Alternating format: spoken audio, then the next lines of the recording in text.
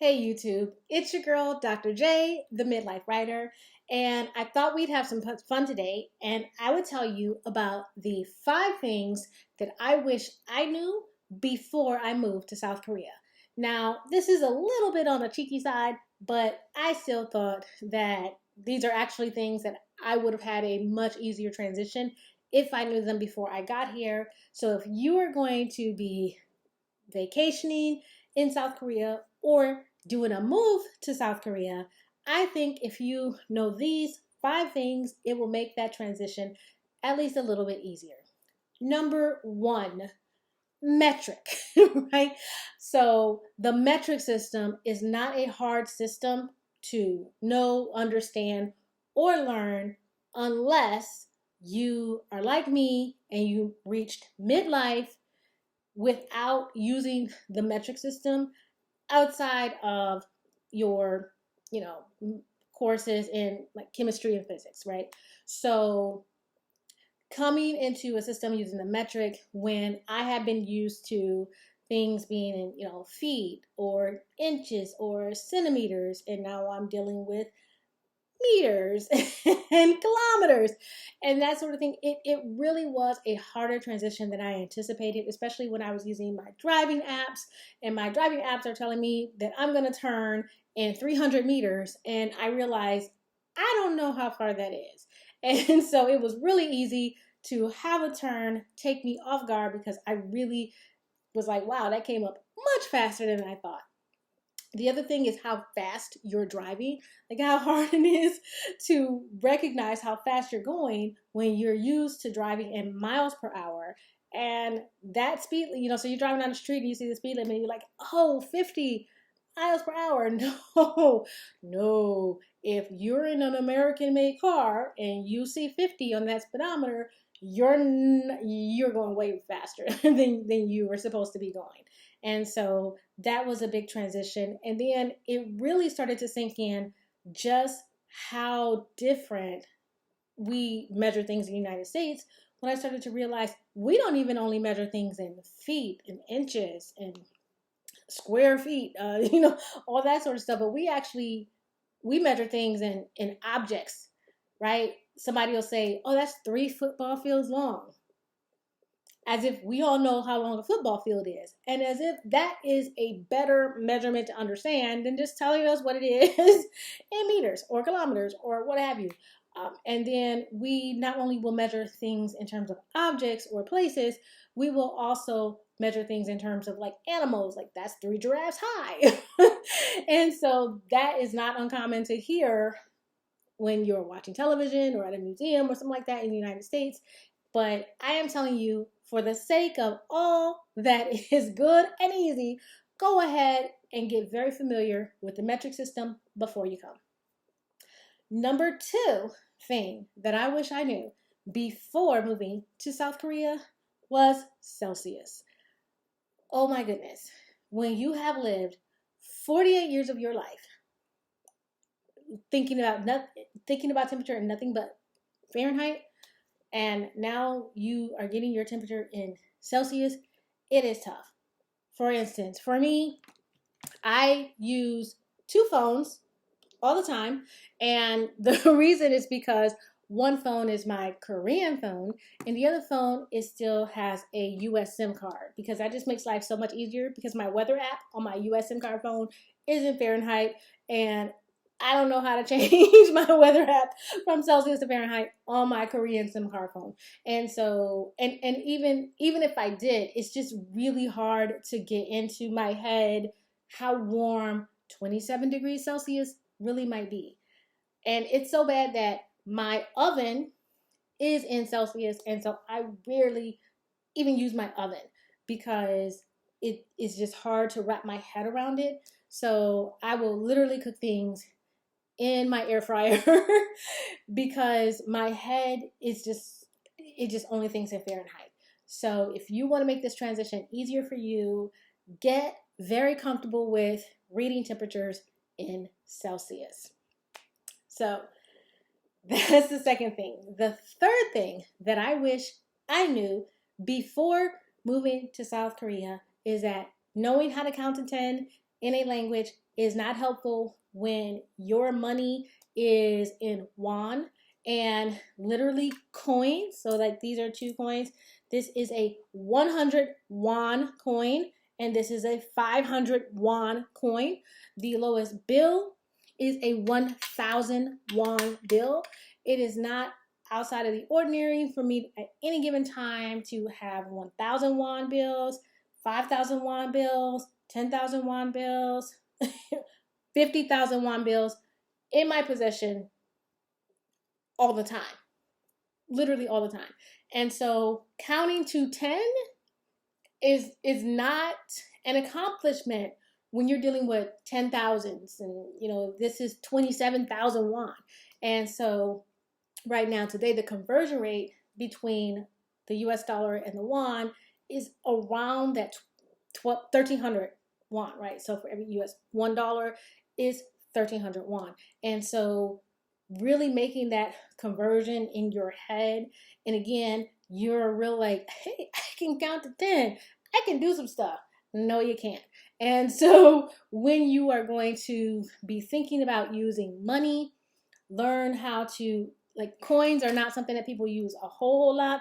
So even learning 500 and 100, that's okay. But what's going to make your transition a lot easier is knowing how to say 1,000. So not just one, but 1,000 won, and knowing how to say 10,000 or 50,000. And so understanding those increments, like I said, 1,000, 5,000, 10,000, 50,000, those are the notes that you're going to be dealing with a lot. So I know you feel good that you learned how to count to 10 in Korean, but that's really not going to help you on the consumer market, on the Korean economy, because they're not going to be dealing with numbers like that unless you add 1,000 to that as well. So counting to 10 is not enough. So that's another one. So the fourth thing that I wish I knew before moving to South Korea is that your age matters, your profession matters, where you come in the family relationship wise matters. And that is because of the way people address things and the way they address people, basically, not things but people, right? And so there are levels of respect that are built into the language. And if I'm talking to someone who is older than me, then I use a certain level of respect. Whereas if I'm talking to someone who is younger than me, there's different endings that I use for words. And so understanding that matters. There are some professions that have their own like respect signifiers that are built into the language. But it's not just that, right? Like that was hard to learn anyway, and I'm still learning the words. Let me just say, that is hard for me to be in the process of learning because I don't know those things yet. But beyond that, there's also how you talk about people in the family, because in the United States, when we're talking about relations, we might say for our children, like our children will be like, that's grandmother, that's grandfather, that's aunt, that's uncle. But there are actually different words that you use for various family members in Korean, right? So there is a word that you use for your mother's brother and your mother's sister, and then your father's older brother is called this to you, and and so it's not just uncle, but there's things associated with that. And even with siblings, there are things associated with siblings, because if you're trying to say big brother and you're a boy, you say it one way. If you are trying to say big brother and you're a girl, you say it another way. So I have a set of boy and girl twins, and they have an older brother. And so my daughter would address her older brother, and it would be like oppa, right? I think like oppa. Okay, but my son would address his other brother as Hyung. Okay, Don't quote me on that. It could be completely wrong, but y'all get the picture. Like, it's a whole different word. Whereas in English, it's just, hey, this is my older brother.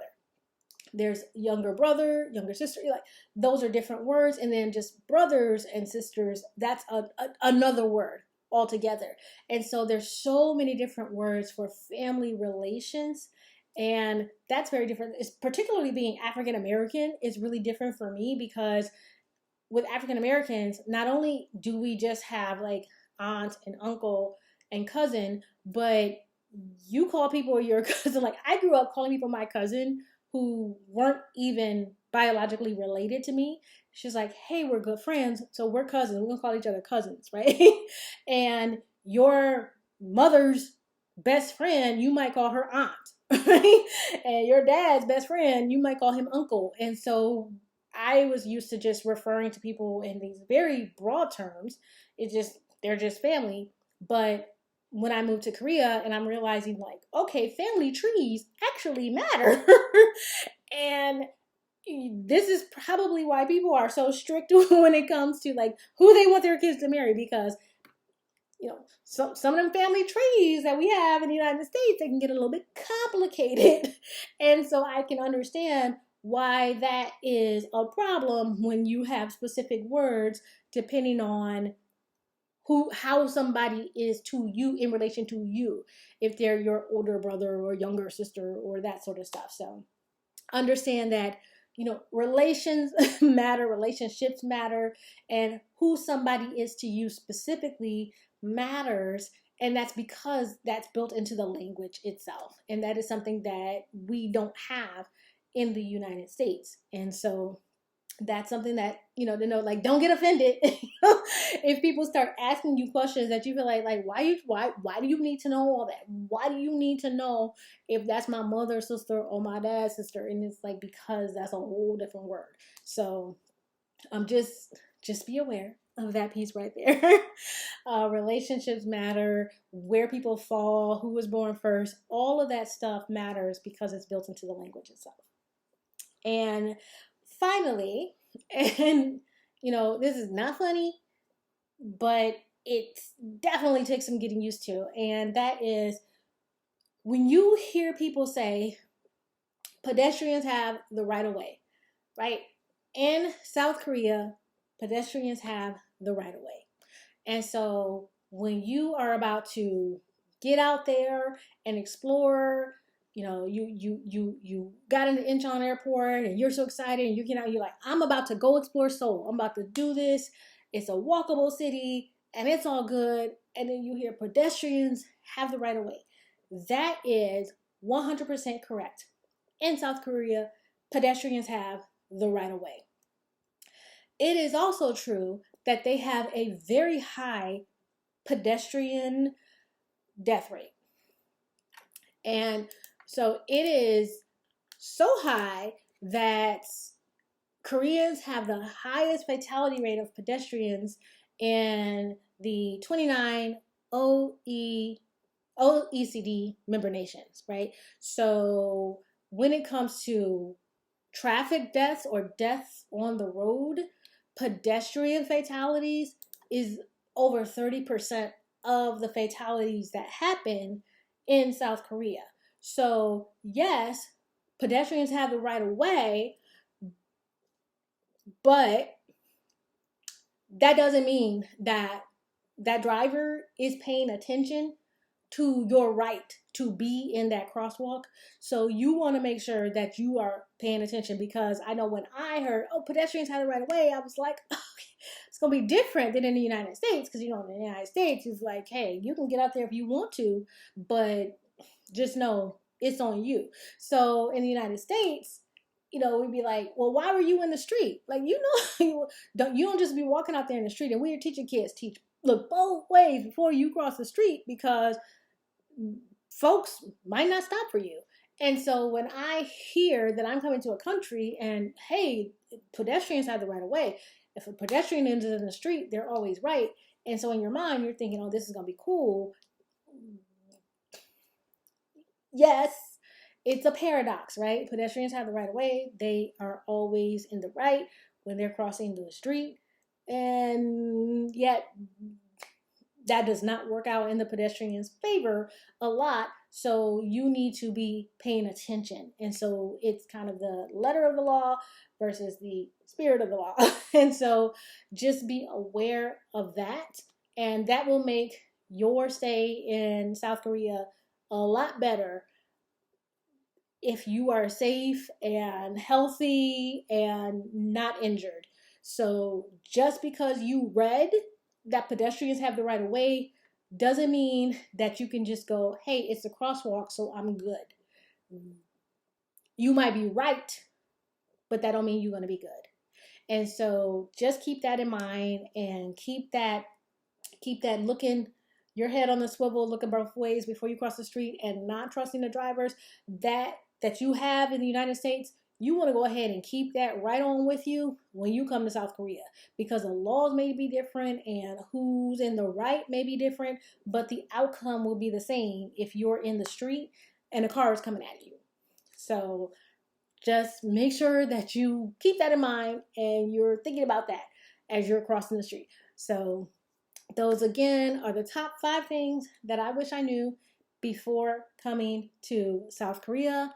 And I hope that this will help you prepare when you come to South Korea. And I hope to see you soon. Okay, this is Dr. J, the Midlife Writer. Bye bye.